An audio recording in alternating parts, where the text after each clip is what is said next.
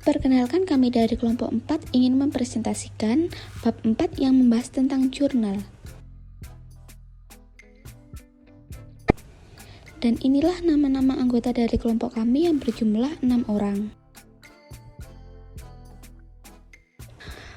Perkenalkan, nama saya Lailatul Mafruha, NPM 31, ingin membahas tentang pentingnya jurnal. Pencatatan akuntansi yang pertama kali dilakukan adalah dalam jurnal.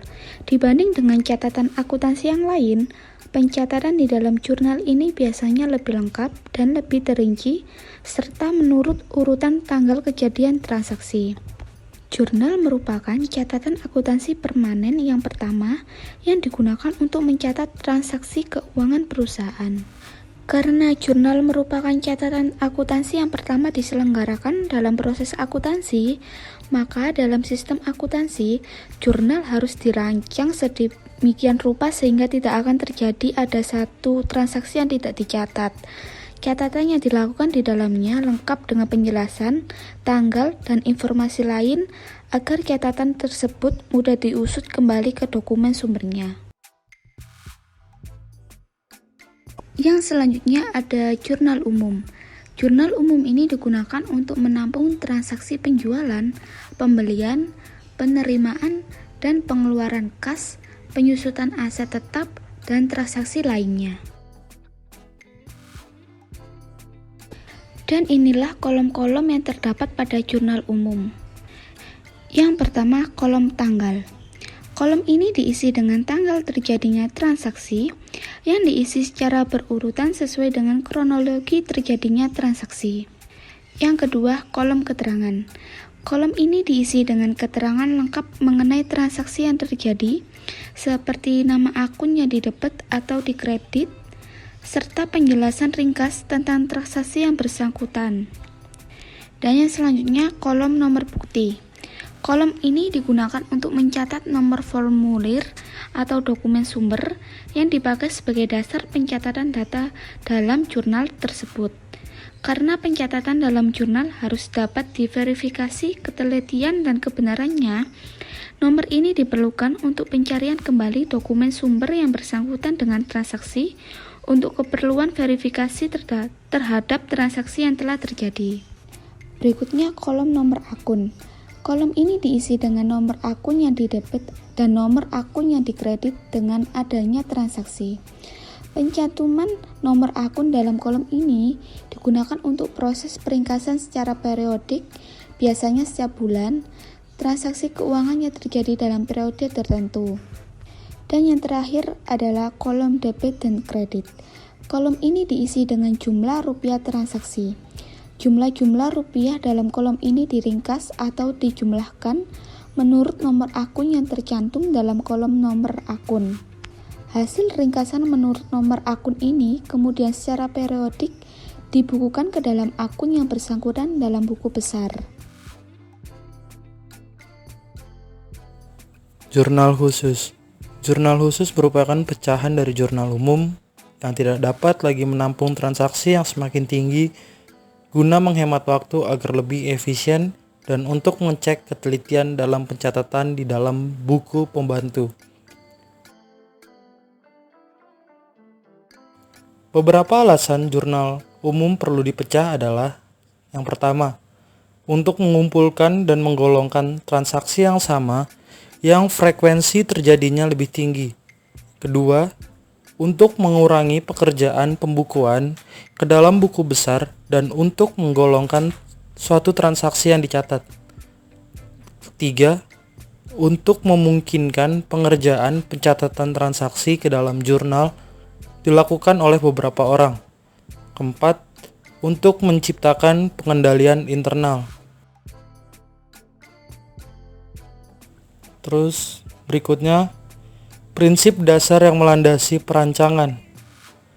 Prinsip dasar yang melandasi pembuatan rancangan jurnal sebagai berikut. Yang satu, pertama, harus tersedia jurnal dalam jumlah yang memadai sehingga memungkinkan suatu perusahaan untuk menggunakan karyawan dalam mencatat dengan segera transaksi keuangan yang terjadi.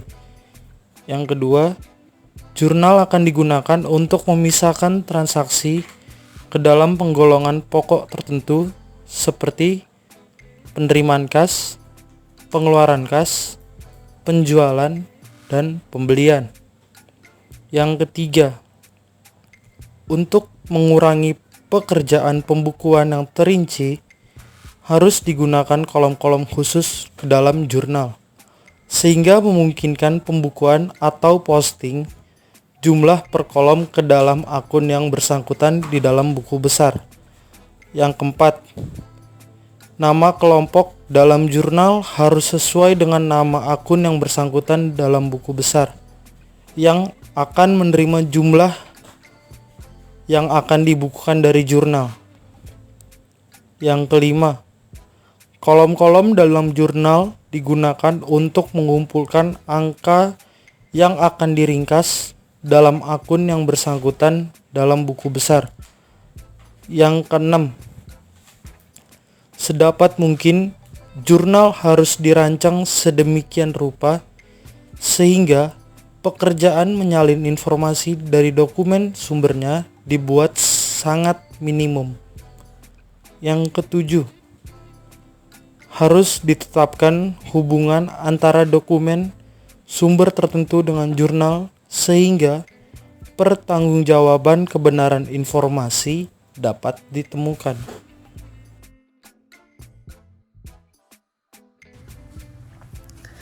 Selanjutnya, saya Salsabila Putri Rizky Hapsari, NPM 190130100035, akan menjelaskan mengenai prinsip-prinsip dasar perancangan jurnal. Yang pertama yaitu jumlah jurnal yang memadai. Untuk mencatat berbagai jenis transaksi pada perusahaan, diperlukannya perancangan jurnal yang memadai seperti jurnal khusus. Dengan adanya jurnal khusus, membuat karyawan mencatat transaksi dengan segera. Yang kedua, yaitu jurnal digunakan untuk memisahkan transaksi ke dalam penggolongan pokok tertentu. Jurnal-jurnal khusus diperlukan untuk menggolongkan transaksi perusahaan ke dalam klasifikasi sesuai dengan kegiatan pokok perusahaan. Yang ketiga yaitu penggunaan jurnal berkolom. Apabila terjadi frekuensi transaksi yang menyangkut akun tertentu tinggi, dan untuk mengurangi pekerjaan pembukuan yang rinci, maka harus digunakan kolom khusus dalam jurnal, sehingga memudahkan dalam proses pembukuan.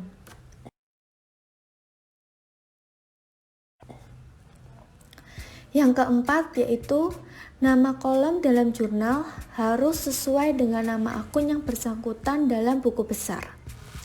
Penggunaan nama kolom yang sesuai dengan nama akun pada buku besar diperlukan karena mencegah terjadinya kekeliruan dalam proses pembukuan. Yang kelima yaitu kolom-kolom dalam jurnal digunakan untuk mengumpulkan angka yang akan diringkas dalam akun yang bersangkutan dalam buku besar. Pada prinsip ini digunakan sebagai akun kontrol apabila terjadi pembukuan yang ganda. Yang keenam yaitu sedapat mungkin jurnal harus dirancang sedemikian rupa sehingga pekerjaan menyalin informasi dari dokumen sumbernya dibuat sangat minimum. Pekerjaan menyalin informasi merupakan pekerjaan yang mengandung risiko kesalahan. Oleh karena itu, dalam merancang jurnal, sebaiknya seminimum mungkin menyalin informasi dari dokumen ke dalam jurnal lainnya. Dan prinsip dasar yang terakhir yaitu harus ditetapkan hubungan antara dokumen sumber tertentu dengan jurnal, sehingga pertanggungjawaban kebenaran informasi dapat ditentukan. Catatan dalam jurnal harus dapat diverifikasi ketelitiannya dan kebenarannya. Oleh karena itu, setiap data dalam jurnal harus diusut ke dalam dokumen sumbernya, sehingga diketahui siapa yang bertanggung jawab atas penyediaan data pencatatan dalam jurnal tersebut. Selanjutnya saya Ali Faza NPM 006 akan menjelaskan tentang jenis-jenis jurnal. terdapat 5 jenis jurnal pada perusahaan yang relatif besar. Yang pertama ada jurnal penjualan. Jurnal ini digunakan untuk mencatat transaksi penjualan, baik penjualan secara kredit maupun secara tunai. Dari jurnal penjualan ini, manajemen akan dapat memperoleh informasi mengenai semua jenis transaksi penjualan selama periode tertentu secara urut dan kronologis. Yang kedua ada jurnal pembelian. Jurnal ini digunakan untuk mencatat transaksi pembelian secara kredit. Untuk transaksi secara tunai dicatat dalam jurnal pengeluaran kas. Yang ketiga, jurnal penerimaan kas. Jurnal penerimaan kas digunakan untuk mencatat transaksi penerimaan kas. Sumber pokok penerimaan kas perusahaan umumnya dari penjualan tunai dan penerimaan piutang. Jika frekuensi transaksi kas masih rendah, jurnal penerimaan kas ini digabungkan dengan jurnal pengeluaran kas dalam satu jurnal, yang juga disebut dengan jurnal kas. Yang ketiga ada jurnal pengeluaran kas. Jurnal pengeluaran kas sendiri digunakan untuk mencatat transaksi pengeluaran kas. Yang terakhir ada jurnal umum. Jurnal umum digunakan untuk mencatat transaksi selain yang dicatat dalam jurnal khusus.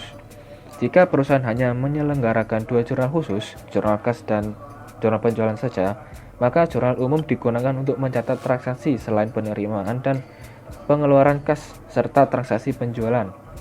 Pada umumnya, jurnal umum berbentuk jurnal 2 kolom. Artinya, kolom rupiahnya hanya terdiri dari 2 kolom, yaitu kolom debit dan kolom kredit.